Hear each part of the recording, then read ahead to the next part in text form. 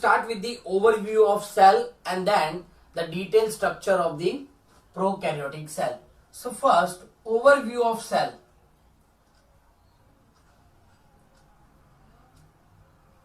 जैसे बेटा overview of cell हमने prokaryotic, eukaryotic, plant and animal सब हमने पढ़ लिया है. यहां सिर्फ हमको सिर्फ उसको रिवाइज करना है. So as we all know that the first time the plant cell, study of the plant cell perform on the onion peel, and the first time the study of the animal cell performed on the human chick cell. Means पहली बार जब plant cell की study की तो किस पे किया गया? Onion peel पे, और human cell, human cheek cell पे एनिमल सेल का स्टडी किया. Then the scientists found that the plant cell, the outermost part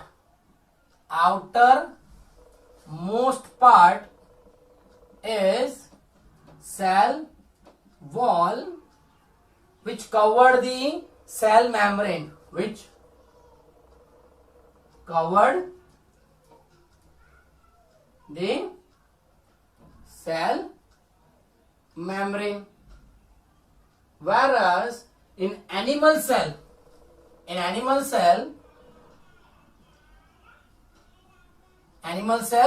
it possesses the outermost part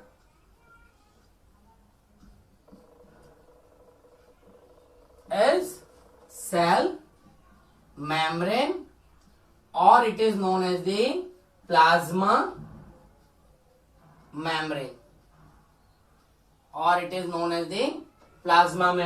Clear beta?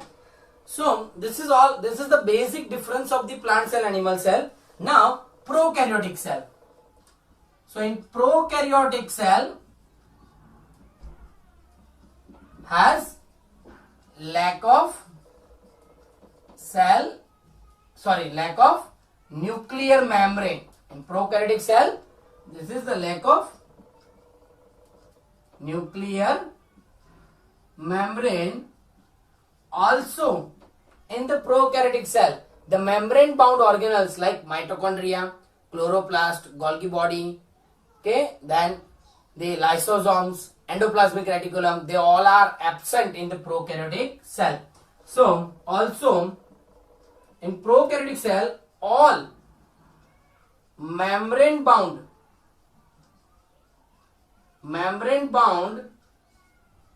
organelles like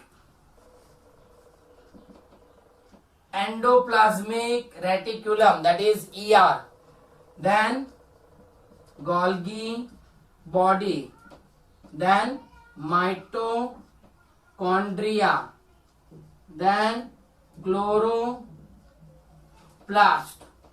then lysosomes, then vacuoles. Okay, means these all are the membrane bound organelles. कल भी मुझे एक question पूछा था कि what is membrane bound organelles. Membrane bound organelles means it's organelles which is covered by the membrane. जो भी organelles के आसपास कवरिंग है उसको बोलते हैं मेम्ब्रेन बाउंड ऑर्गेनल्स. तो they all are absent in the prokaryotic cell. It possesses only ribosome, and this ribosome is the non-membrane bound organelles. okay, और राइबोसोम दोनों में होता है, प्रोकैरियोटिक और यूकैरियोटिक दोनों में होता है. ओके, यानी यूकैरियोटिक में ये सब होंगे, नॉन मेम्ब्रेन बाउंड ऑर्गेनल्स भी होंगे और मेम्ब्रेन बाउंड ऑर्गेनल्स भी होंगे. Okay, now in eukaryotic cell, the eukaryotic cell has the well defined nuclear membrane, means nuclear membrane होगा. Okay, also all the membrane bound organelles and the non membrane bound organelles are present in the eukaryotic cell. So all organelles are present. Clear बच्चा, यहां तक पता चल गया। अब size के हिसाब से अगर हम सेल का क्लासिफिकेशन करें, सो द स्मॉलेस्ट सेल, सबसे स्मॉलेस्ट सेल कौन सा है वर्ल्ड में? So it is mycoplasma. क्या नाम है उसका? माइकोप्लाज्म, और it is around 0.3 micrometre in length. It is around 0.3 micrometre in length. और बैक्टीरिया की बात करें, सो बैक्टीरिया जो है, bacteria are 3 to 5 micrometre in size. Human cell में, ह्यूमन की बात करें, so in human the largest cell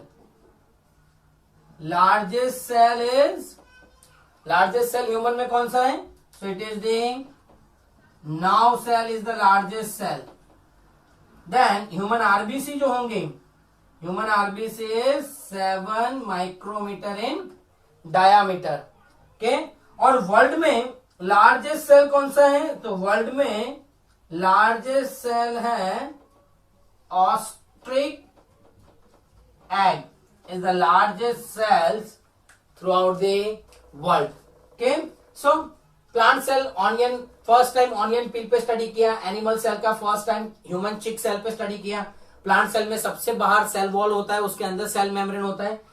animal cell में सबसे बाहर सेल मेम्ब्रेन होता है, जिसको प्लाज्मा मेम्ब्रेन भी बोलते हैं।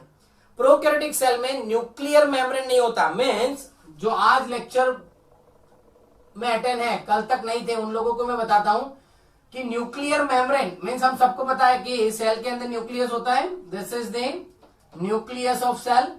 सो प्रोकैरियोटिक सेल में और अंदर क्या होता है? डीएनए और आरएनए होता है। ओके, और ये मेम्ब्रेन नहीं होता, means the membrane is absent. Directly cytoplasm के अंदर ही सब पड़ा होता है। क्लियर? मीन्स जो डीएनए आरएनए होगा कहां होगा? साइटोप्लाज्मा के अंदर ही होगा। नाउ मीन्स प्रोकैरियोटिक सेल में न्यूक्लियर मेम्ब्रेन नहीं होता, और ऑल मेम्ब्रेन बाउंड ऑर्गेनल्स जैसे ER, Golgi body, mitochondria, chloroplast, जो मेम्ब्रेन बाउंड ऑर्गेनल्स है वो सारे के सारे एब्सेंट होंगे। सिर्फ क्या प्रेजेंट होगा? राइबोसोम प्रेजेंट होगा, और वो नॉन मेम्ब्रेन बाउंड ऑर्गेनल्स है। यूकैरियोटिक सेल में सब प्रेजेंट होंगे के, और वेल डिफाइंड न्यूक्लियर मेम्ब्रेन भी होगा। ओके, अब साइज के हिसाब से देखें तो स्मॉलेस्ट सेल वर्ल्ड में कौन सा है? Mycoplasma, 0.3 micrometer. लार्जेस्ट सेल कौन सा है? Ostrich egg. ओके, बैक्टीरिया की साइज क्या है? 3 to 5 माइक्रोमीटर।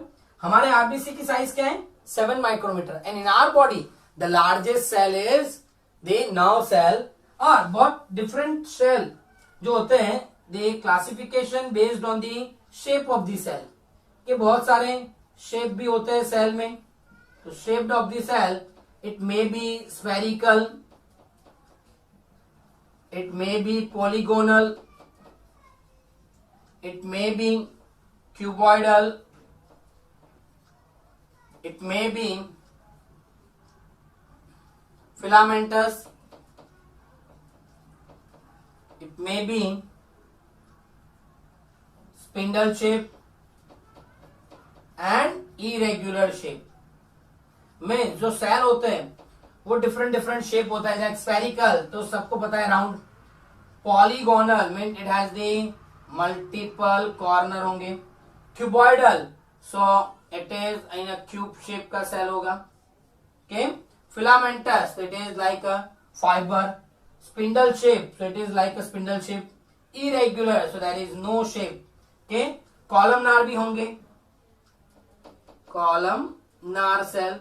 सो कॉलमनार में क्या होगा? It is like a pillar, it is like a pillar. Clear बच्चों, पता चल गया? तो this is the overview of cells. Okay, now in next topic we will discuss the detail structure of bacteria, means the detail structure of the prokaryotic cell. अगर आपको यहां तक पता चल गया बेटा तो आप मुझे थंब का सिंबल कर सकते हो।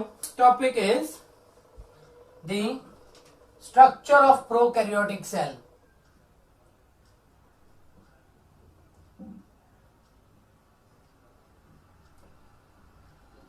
सेल मतलब bacteria, right?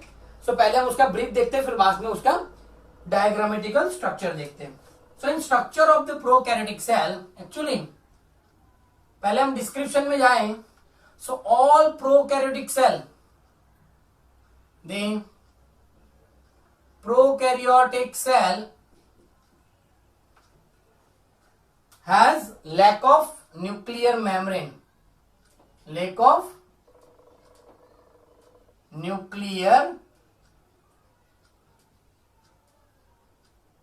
membrane. All prokaryotic cell has lack of nuclear membrane.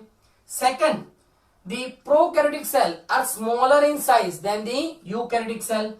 So they are smaller in size than eukaryotic cell. One more thing, this prokaryotic cells is divided, but it never differentiated or it never developed. So they divide rapidly. They divide rapidly than eukaryotic cell, but it never develop or differentiate into tissue, organ and organ system. बेटा ये line में पता चला, means जो eukaryotic cell है उससे fast prokaryotic cell divide होते हैं. मीन्स एक में से दो, दो में से चार, चार में से आठ, वो रैपिडली डिवीजन होता है, बट वो कभी डेवलप नहीं होते. मीन्स यहां पर कभी ऐसा नहीं होगा कि cells are group together and they perform as a tissue, organ and organ system. Clear बेटा, ये पता चल गया. Now they never separate from each others, they do not separate from each other. Means after division, okay, after division they are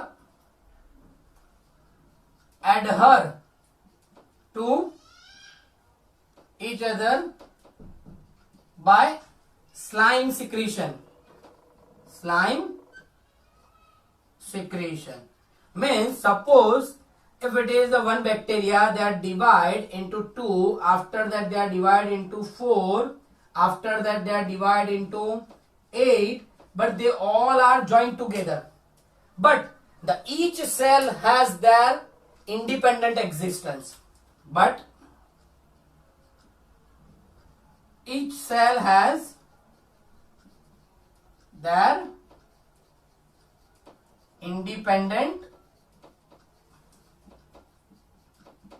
existence. Means यहाँ जो 8 cell हैं, 8 cell अपना खुद का एग्जिस्टेंस रखेंगे. Means they never works together, okay, they are individuals. Example अगर हम देखें, so in example it is bacteria, then it possesses the blue green algae, that is cyanobacteria, blue green algae, also known as the cyanobacteria. Then mycoplasm, then PPLO, that is pleuropneumonial like organism. Pleuropneumonial like organism means these are the example of the prokaryotic cell like bacteria, blue green algae, it also known as the cyanobacteria, mycoplasm, PPLO, etc. In bacteria they have a different size and the different shape. Okay, for example यहाँ मैं draw करता हूँ, कि bacteria has different shape. If it is in a spherical shape, if bacteria is in a spherical shape, or it is in a rod shape, or it is comma shape, or it is spiral shape, or the twisted shape. So in the spherical shape, the name of bacteria is known as the coccus. It is known as the coccus, and in plural it is known as the cocci.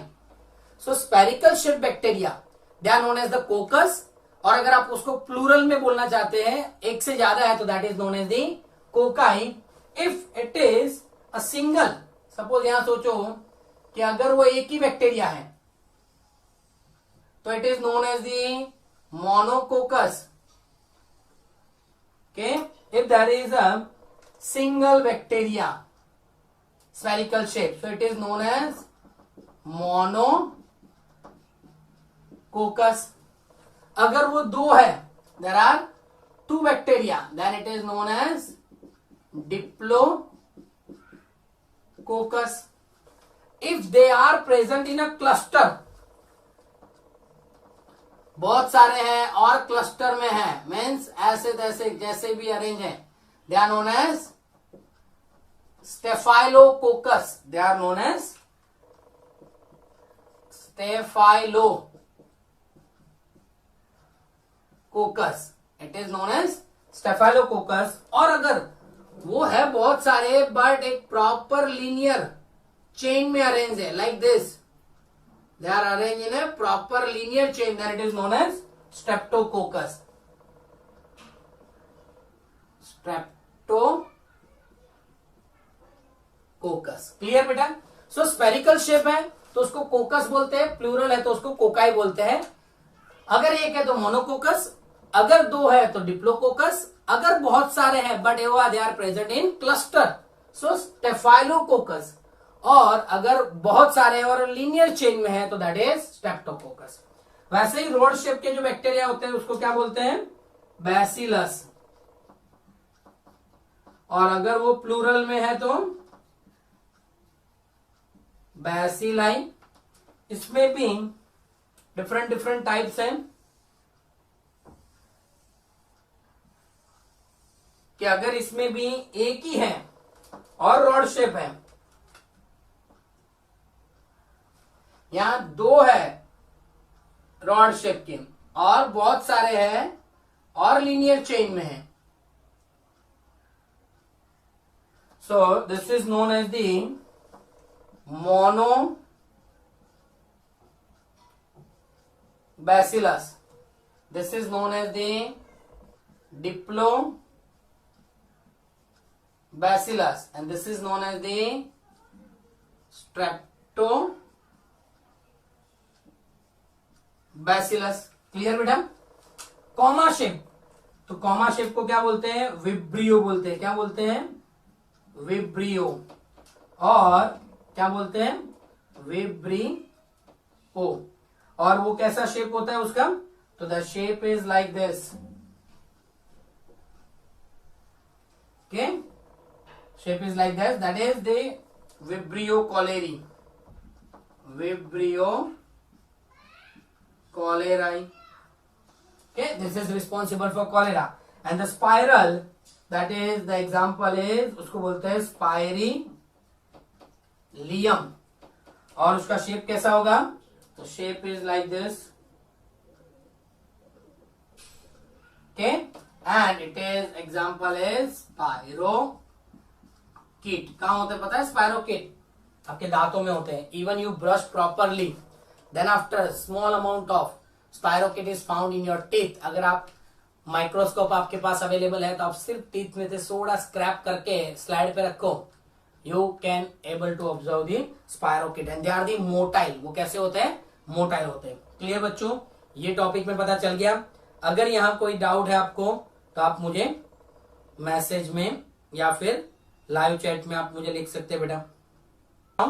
in bacterial structure, in bacteria,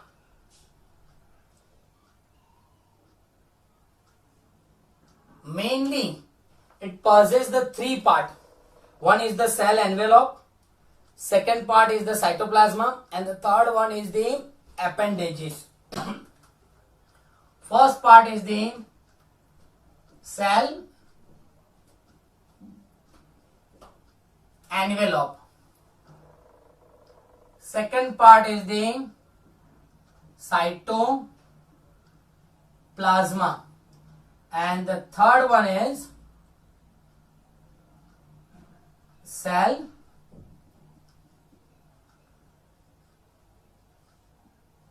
appendages. बड़े तीनों में कौन कौन से structure होंगे वो पहले हम देखते हैं. So the cell envelope, outer most part is known as the glycocalyx. Second one is known as the cell wall, and the third one is known as the cell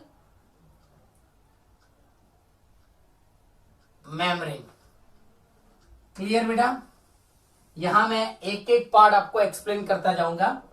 cytoplasm has the nucleoid. अब ये सब क्या है हम देखते हैं आगे. Then cytoplasma has the plasmid, then it has the ribosome. Also it possesses the inclusion body, and third thing is cell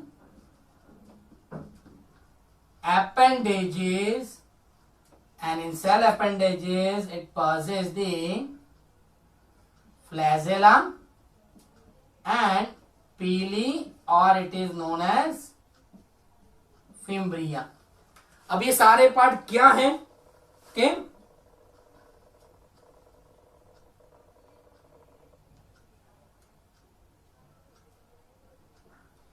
एक डाउट है sir, there are more in rod shape bacteria then it is known as the streptococcus. बहुत सारे और linear line में है तो it is streptococcus. Okay, now अब bacterial structure हम ड्रॉ करते हैं और एक एक पार्ट को हम एक्सप्लेन करते रहेंगे. ओके, सो फर्स्ट हम लेते हैं cell envelope.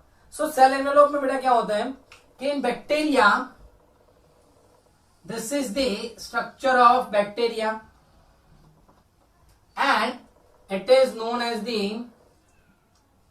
cell wall.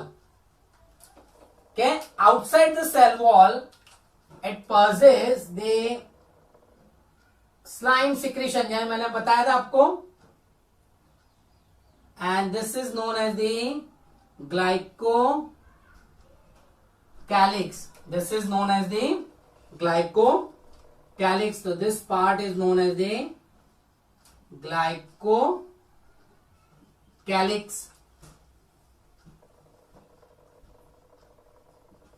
Clear बेटा? और उसके अंदर जो होगा it is known as the cell. Here it is cell membrane. This is known as the cell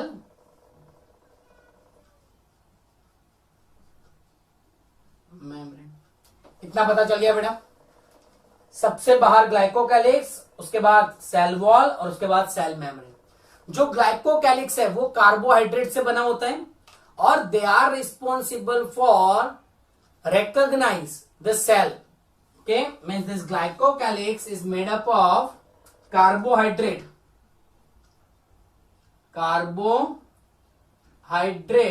और उसका काम क्या है? It is recognize the self and non self. Means बेटा उसका काम क्या है कि ये अपना है या पराया है. ओके, उसको आइडेंटिफाई करने के लिए हेल्प करता है. अगर मेरी बॉडी के सरफेस पे यहां बैक्टीरिया आके बैठ जाते हैं तो बैक्टीरिया क्या करते हैं? रिकॉग्नाइज करते हैं it is harmful to are और not. Means bacterial cell wall खुद के प्रोटेक्शन के लिए ये रिकॉग्नाइज करेगी कि अगर वो हार्मफुल नहीं है तो उसके अंदर चला जाएगा, अगर हार्मफुल है तो वहां से वो निकल जाएगा। मीन्स वो रिकॉग्नाइज करने में हेल्प करता है सबसे बाहर का जो लेयर है वो। उसके बाद सेकेंड लेयर है that is cell membrane, and cell membrane is selective permeable membrane. It is selective permeable membrane. Means उसका काम क्या है कि वो सिलेक्टिव परमिएबल मेम्ब्रेन है कि जिसकी जरूरत है उसको अंदर आने देगा, जिसकी जरूरत नहीं है उसको अंदर आने देगा नहीं। और जो सेल वॉल है, cell wall actually in bacterial cell wall is made up of the peptidoglycan. It is made up of, क्या नाम है, पेप्टिडो, ध्यान रखना बेटा, ग्लाइकेन। क्या नाम है, peptidoglycan. This is known as the carbohydrate plus protein, modified carbohydrate. जो बैक्टीरियल जो सेल वॉल होता है वो किससे बना होता है, पेप्टिडो ग्लाइकेन से बना होता है। Clear? Now based on this cell wall the bacteria are divided into two categories. Based on this cell wall, bacteria are divided into two categories. One is the gram positive and second one is the gram negative. So based on this, the bacteria are divided into two categories. One is the gram positive bacteria and second one is the gram negative bacteria. Now what are the difference between the gram positive and the gram negative bacteria? तो देखते हैं कि actually ग्राम क्या है। पहले यहां ये बात करते हैं कि ग्राम क्या है। Gram it's a staining agent. Staining means colouring agent. Okay, Gram is the staining agent और कलरिंग एजेंट। सो सपोज अगर मेरे पास दो टाइप के बैक्टीरिया हैं, दोनों को मैं, ध्यान से सुनना बेटा, दोनों को मैं ग्राम स्टेनिंग से स्टेन करता हूं, दोनों को मैं ग्राम स्टेनिंग से स्टेन करता हूं तो दोनों में पर्पल कलर आ जाता है। ओके, बट अब जब मैं उसको वॉश करता हूं अल्कोहल और एसीटोन से, सुनना, ग्राम पॉजिटिव बैक्टीरिया और ग्राम नेगेटिव बैक्टीरिया, पहले मैंने क्या किया, ग्राम स्टेनिंग से दोनों को मैंने स्टेन किया, फिर बाद में दोनों बैक्टीरिया को क्या किया, अल्कोहल और एसीटोन से मैंने क्या किया, उसको वॉश किया। अगर कलर रिटेन होता है, मीन्स कलर रहता है, तो ग्राम पॉजिटिव, और अगर कलर चला जाता है तो ग्राम नेगेटिव। मीन्स यहां डेफिनेशन में क्या होगा आपको कि if stain retain after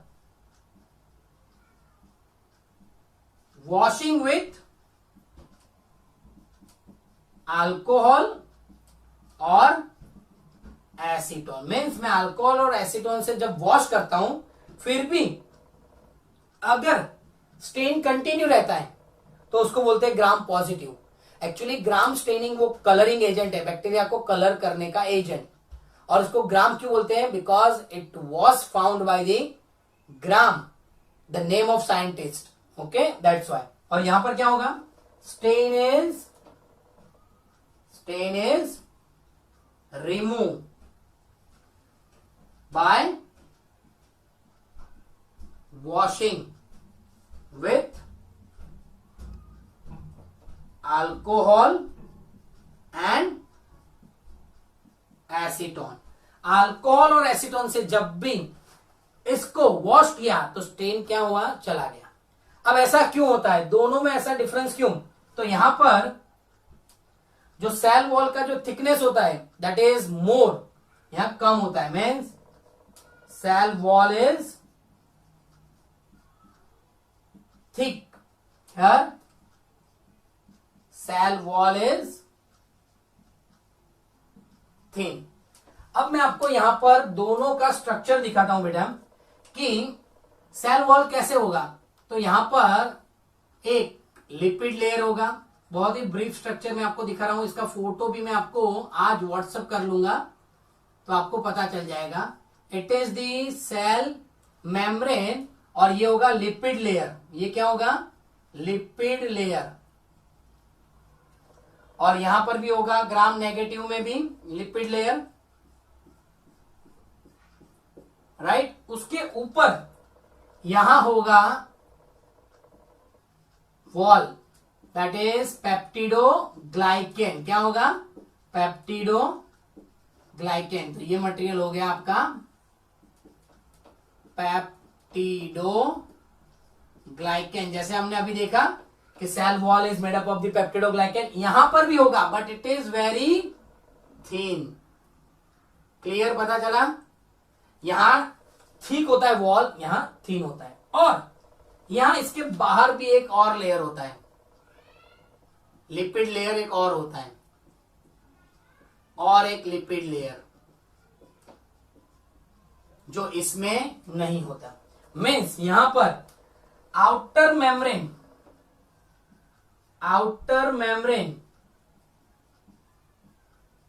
is absent. यहां पर आउटर मेम्ब्रेन क्या है? एब्सेंट है। यहां outer membrane present. Outer membrane present. Clear बेटा? पता चला? अब वन मोर थिंग कि केमिकली यहां पर teichoic acid it's a one chemical which is a component of the cell wall. तो यहां टेट्रोइक एसिड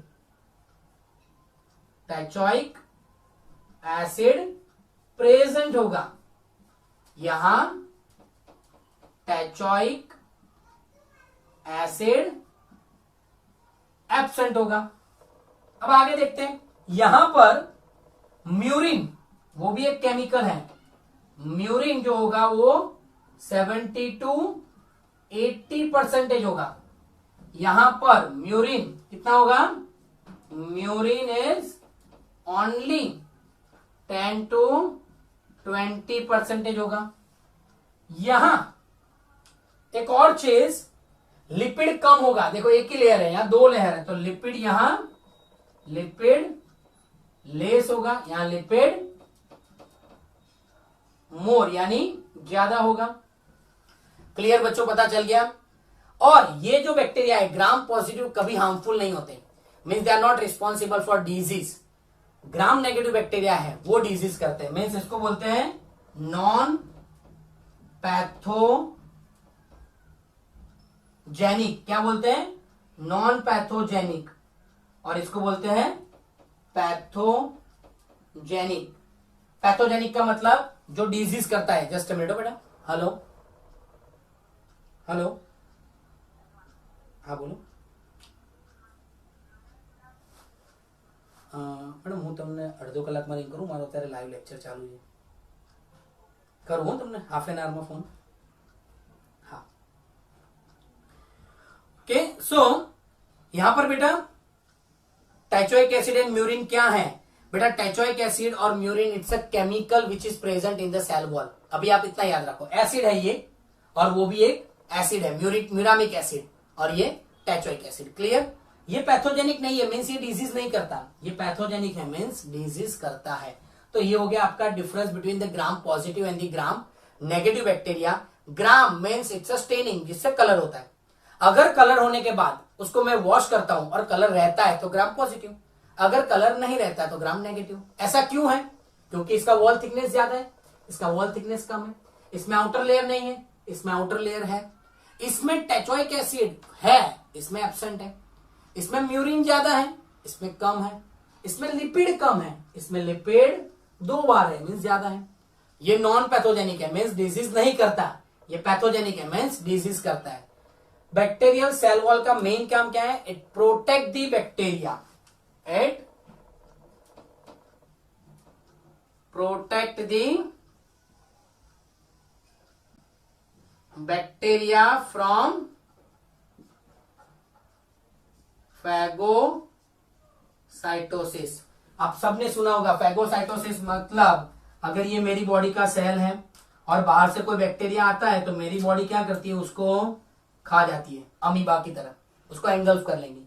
तो बैक्टीरियल सेल वॉल क्या करता है, बैक्टीरिया को फैगोसाइट्स होने से बचाता है, बैक्टीरिया को फैगोसाइट्स होने से बचाता है। तो ये क्या हो गया, cell envelope, glycocalyx, cell membrane and the cell wall. बेटा इसमें अगर आपको कोई डाउट है तो आप मुझे बोल सकते हो, what is the function of teichoic acid. Actually teichoic acid it's a chemical composition of the cell wall के, वो एक सेल वॉल का कंपोजिशन है। जैसे हमारी बॉडी में कार्बोहाइड्रेट, लिपिड, प्रोटीन है, वैसे it's a one of the composition of the cell wall.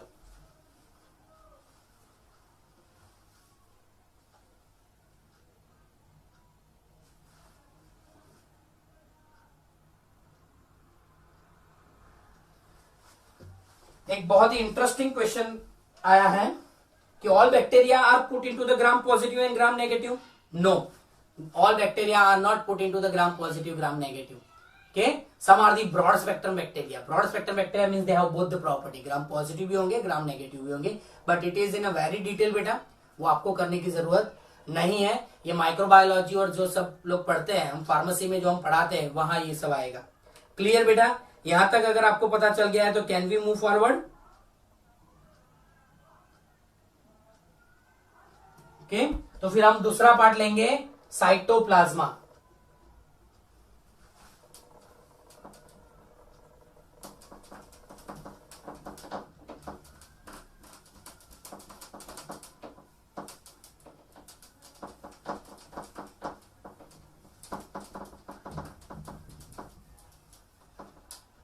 Okay, so now in cytoplasma the bacterial cell do not possess the nuclear membrane, उसमें nuclear membrane नहीं है, but बीच में circular double stranded क्या होगा, DNA होगा। कैसा, double stranded, double stranded means दो strand होंगी।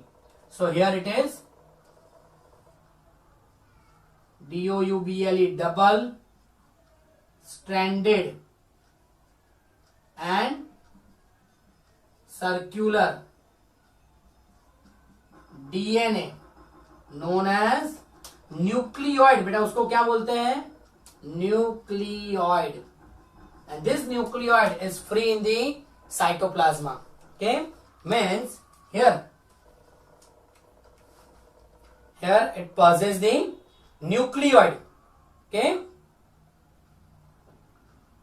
And this nucleoid is the double stranded. वो डीएनए कैसा होगा, दो स्ट्रैंड होंगी और वो सर्कुलर होगा।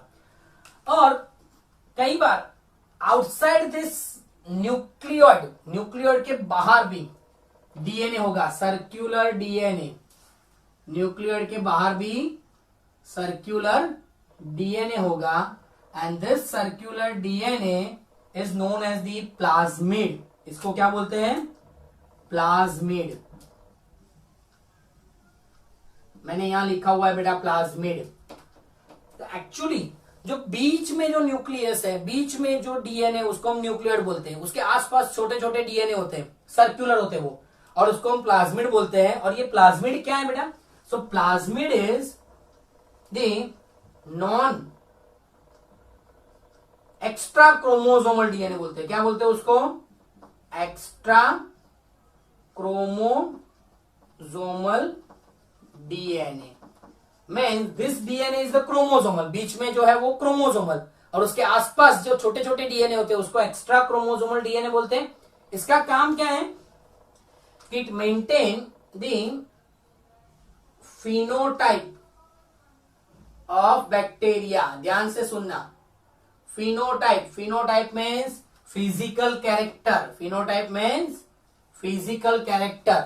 मीन्स जो बैक्टीरिया रॉड शेप है, राउंड है, वो सारे जो शेप होते हैं वो कौन डिसाइड करता है, प्लाज्मिड।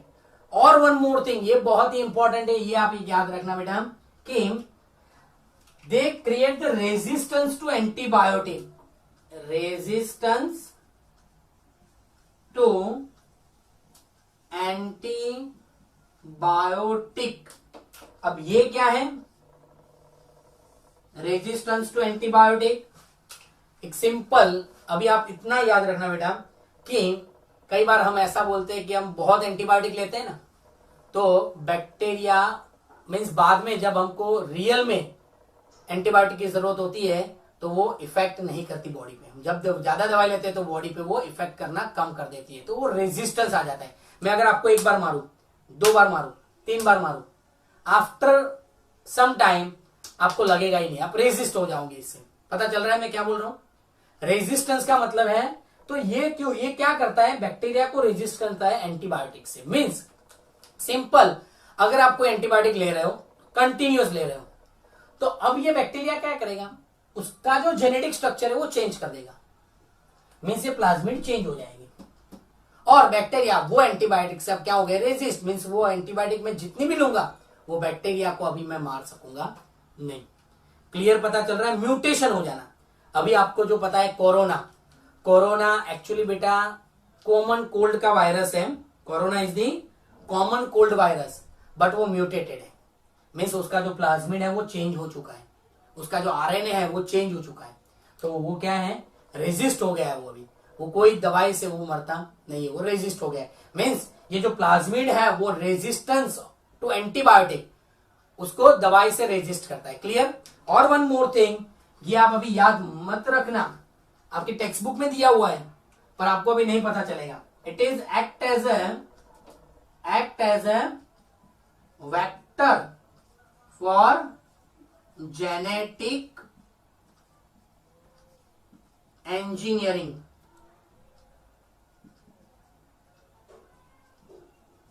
सिर्फ इतना याद रखो बेटा, it is act as a vector for genetic engineering. मीन्स वो एक माध्यम की तरह यूज होता है जेनेटिक इंजीनियरिंग में, अगर मुझे जीन मॉडिफाइड करना है तो। क्योंकि ये बहुत ही डिटेल में ये टॉपिक है, आपको मैं जब क्लासरूम में हम पढ़ेंगे तब मैं आपको इसका वीडियो के साथ दिखाऊंगा, और इसको हम डिटेल में 12th में पढ़ेंगे। क्लियर। तो ये हो गया प्लाज्मिड। नाउ क्या है, रिबोसोम। सो रिबोसोम एक्चुअली कहां होता है, तो अंदर 70s रिबोसोम होता है। क्या होता है, 70s रिबोसोम। तो यहां ये होगा, ये क्या है, 70s राइबोसोम। ये जो 70s राइबोसोम है उसमें 2 होते हैं जो हमने कल पढ़े थे, 30s प्लस 50s, 2 होते हैं, 30s एंड 50s 2 होते हैं। क्लियर बेटा। अब ये राइबोसोम का काम क्या है, it is help in the protein synthesis. It help in protein synthesis. अब ये राइबोसोम प्रोटीन सिंथेसिस के लिए किसको यूज करता है, तो एमआरएनए को यूज करता है। किसको यूज करता है, एमआरएनए में। सोचो कि ये एमआरएनए है, ये एमआरएनए है, और उसके ऊपर बहुत सारे राइबोसोम आके बैठ गए। ये एक राइबोसोम आके बैठा, ये दूसरा आके बैठा, ये तीसरा आके बैठा, ये 14 आके बैठा। तो ये जो स्ट्रक्चर फॉर्म होता है उसको क्या बोलते हैं, पॉलीरिबोसोम। क्या बोलते हैं, पॉलीरिबोसोम। मीन्स बेटा ये जो राइबोसोम है ऑलवेज प्रोकैरियोटिक सेल में 70s राइबोसोम होता है, और ये 70s राइबोसोम का काम क्या है, प्रोटीन सिंथेसिस। बट अकेला तो प्रोटीन सिंथेसिस करेगा नहीं, तो उसके लिए उसको एमआरएनए चाहिए। एमआरएनए का मतलब है मैसेंजर आरएनए। एमआरएनए का मतलब है मैसेंजर आरएनए, वो मैसेज देता है प्रोटीन सिंथेसिस के लिए। तो उसके ऊपर बहुत सारे राइबोसोम आके बैठ जाते हैं, तो उसको बोलते हैं पॉली राइबोसोम और पॉलीजोम्स। क्या बोलते हैं, और पॉलीजोम। क्लियर बेटा, ये पता चल गया। अब क्या है, इंक्लूजन बॉडी। तो inclusion body nothing, it is a simple vesicles जिसमें फूड मटेरियल स्टोर होता है। तो ये हो गया आपका इंक्लूजन बॉडी। इंक्लूजन बॉडी, और inclusion body it is a storage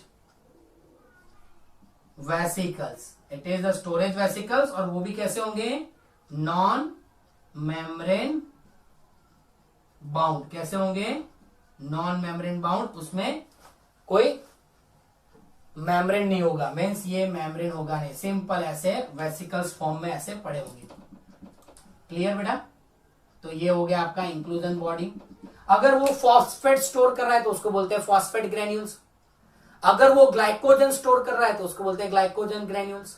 clear? Means जो टाइप का कार्बोहाइड्रेट है तो कार्बोहाइड्रेट ग्रेन्यूल्स, लिपिड है तो लिपिड ग्रेन्यूल्स। मीन्स जो मटेरियल वो स्टोर करता है उसके हिसाब से उसका नाम देते हैं। क्लियर? Inclusion bodies. एक बहुत ही इंपॉर्टेंट चीज कि सेल मेम्ब्रेन में अंदर की तरफ एक वेसिकल्स जैसा फॉर्म्ड होता है जिसको हम बोलते हैं मीजोजोम्स। क्या बोलते हैं? Mesosome.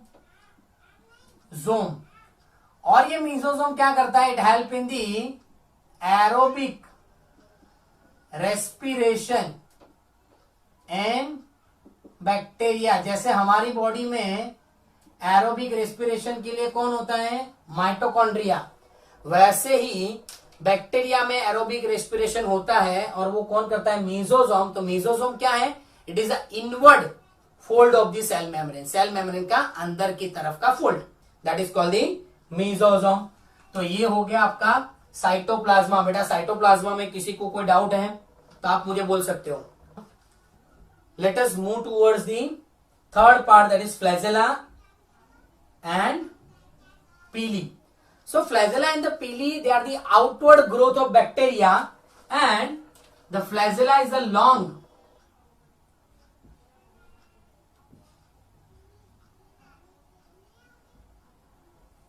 thread-like structure. Long thread-like structure. This is called the flagella. Actually flagella has three parts. One is the filament, means thread like structure. Second one is the hook. Hook is like a motor. And सबसे अंदर जो part है that is called the basal body. इसको क्या बोलते हैं? basal body. So this is called the basal body. means बेटा flagella जो होता है उसमें तीन पार्ट होता है। मैं यहां फ्लैजेला बताता हूं कि सबसे अंदर जो होगा वो बेजल बॉडी होगा, फिर उसके ऊपर होगा मोटर, मोटर को क्या बोलते हैं? हुक, और फिर होगा फिलामेंट। ऐसे तीन स्ट्रक्चर होंगे। ये जो मोटर है वो घूमता रहता है, के और वो क्या करता है? मूवमेंट में हेल्प करता है। तो flagella it is made up of tubulin protein. कौन से प्रोटीन? ट्यूब्यूलिन प्रोटीन से बना होता है और उसको फ्लैजेलिन प्रोटीन भी बोलते हैं। क्या बोलते हैं? फ्लैजेलिन प्रोटीन। और क्या क्या है उसका? So it help in locomotion, help in locomotion and the movement में हेल्प करता है। तो फ्लैजेला एक्चुअली वो ट्यूबुलिन प्रोटीन से बना हुआ है और उसको फ्लैजेलिन प्रोटीन भी बोलते हैं और उसका काम क्या है? वो लोकोमोशन में हेल्प करता है। क्लियर बेटा? और एक और चीज रह गई, दैट इज पीली। पीली देखो बेटा पूरी बॉडी पे होता है। जैसे ये ग्रीन कलर, क्योंकि ये प्लाज्मा मेम्ब्रेन में से ही डेवलप होता है, तो ये ग्रीन कलर का जो मैं स्ट्रक्चर बना रहा हूं, ध्यान से देखना, तो ये सारे के सारे क्या हैं? पीली है। ये सब पीली है, वो पूरी बॉडी पे होते हैं।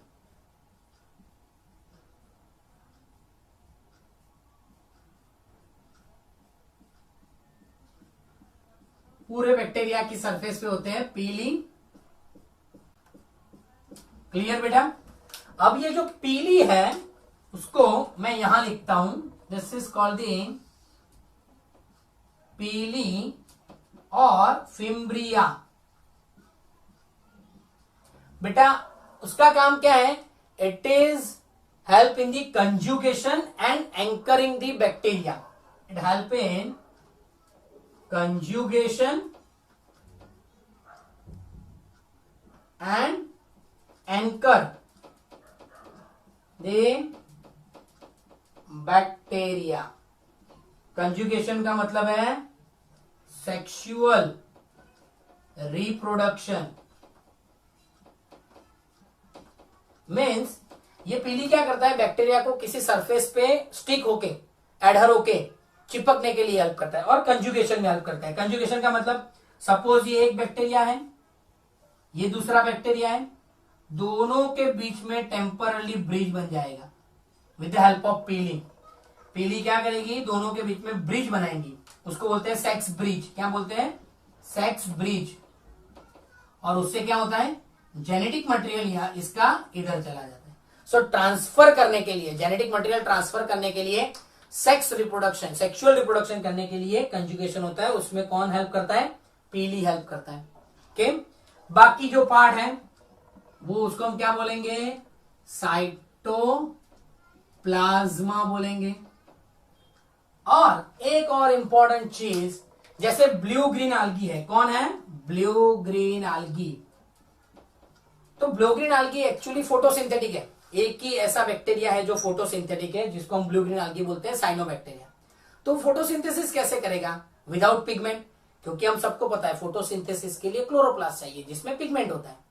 तो यहां क्या होता है, क्लस्टर ऑफ पिगमेंट होंगे,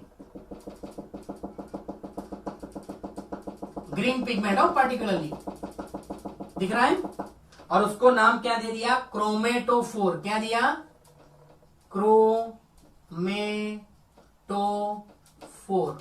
और वो हेल्प करता है फोटोसिंथेसिस,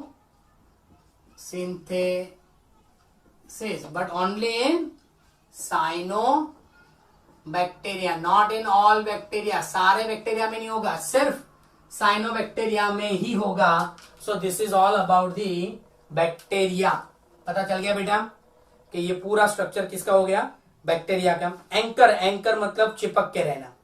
ओके, मैं फिर से मीजोजोम रिपीट करता हूं बेटा। मीजोजोम एक्चुअली सेल मेम्ब्रेन से अंदर की तरफ आया हुआ पार्ट है, सेल मेम्ब्रेन का अंदर की तरफ आया हुआ पार्ट है। मैं आपको उसको एनलार्ज करके दिखाता हूं बेटा, ध्यान से देखना। सेल मेम्ब्रेन को अंदर की तरफ आया हुआ पार्ट है जो रेस्पिरेशन में हेल्प करता है। मैं आपको उसको एनलार्ज करके दिखाता हूं।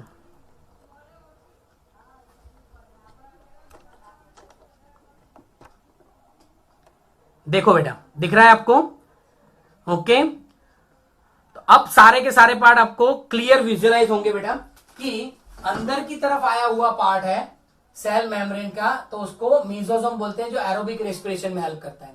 फिर एक दूसरा पार्ट है, ये मैंने बताया क्लस्टर ऑफ क्रोमेटोफोर, मैंने बताया क्लस्टर ऑफ क्रोमेटोफोर जो हेल्प करता है फोटोसिंथेसिस के लिए। फिर ये हो गया आपका न्यूक्लियोइड। फिर ये जो रेड कलर के पार्ट मैंने आपको दिखाए वो हो गया आपका प्लाज्मिड, और वो हेल्प करता है फिनोटाइप, रेजिस्टेंस टू एंटीबायोटिक। फिर ये जो मैंने बताया ब्लू कलर के डॉट डॉट, वो है इंक्लूजन बॉडी। और फिर ये जो था that is known as the ribosome. तो ये पूरा स्ट्रक्चर आपको डिटेल में मैंने बता दिया। क्लियर बेटा, पता चला? ओके, तो अब किसी को भी कोई भी डाउट है तो आप मुझे बोल सकते हो।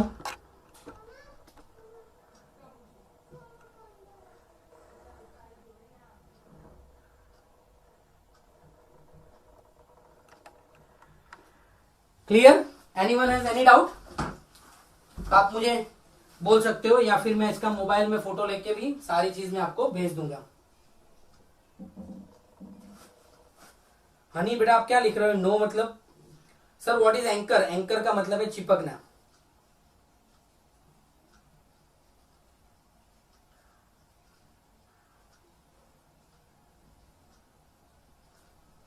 Anyone has any doubt? So this is today's topic, that is prokaryotic, means the detailed structure of the prokaryotic beta. Okay,